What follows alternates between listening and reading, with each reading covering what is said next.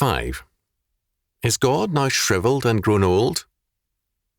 Chalcedon Report number 163, March 1979.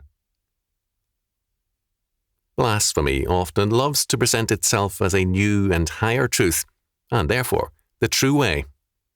Certainly this is true of many today who tell us that God, who declares, "I am the Lord, I change not," Malachi chapter 3 verse 6, has indeed changed. Apparently, with age and a new, quote, dispensation of declining powers, their God now confines himself to purely, quote, spiritual, end quote, concerns. Once, in his younger and cruder days, he may have spoken about weights and measures, diet, money, sanitation, politics, economics, education, and more, but now that man and science have supposedly caught up with him in these spheres and passed him, this God is silent. And he deals only with spiritual matters as befits an aged and declining person. The laws of this old and shrivelled God are now primitive and obsolete, and man can now do, we are assured, a much better job in all these areas. This is the plain meaning of dispensationalism and antinomianism. It limits God. It declares that God is now not sovereign, and therefore has no word for every area of life and thought.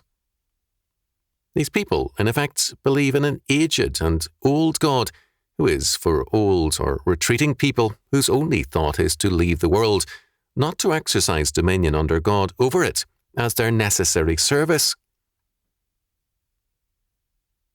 The recent conflicts with state and federal agencies over Christian schools have brought forth a coast-to-coast chorus of protests from these champions of retreat and flight. The schooling of our children, they declare, is not a Christian concern, but a secular and humanistic one. The concerns of our faith are to be purely spiritual and ecclesiastical, they declare. This very clearly denies God's sovereignty. It implies and declares that most of the world is secular, which the dictionary defines as, quote, pertaining to this world or the present life, worldly as contrasted with religious or spiritual, end quote. If this be true, then it is a serious error for the Church to regulate sex and marriage and to condemn adultery, because our Lord makes it clear that sex and marriage are for this life only. Mark chapter 12, verse 25. One of the most influential dispensationalists perhaps holds to this view because he is currently adulterous and yet widely honoured. Nonetheless, God does ordain and regulate sex and marriage strictly because his law and government are total, not merely spiritual and ecclesiastical. God's sovereignty, law, power, authority, and government cannot be limited. He is Lord and Saviour of all things, their total creator and governor. Hence, in every area of life and thought, we must be under his law, word, and jurisdiction.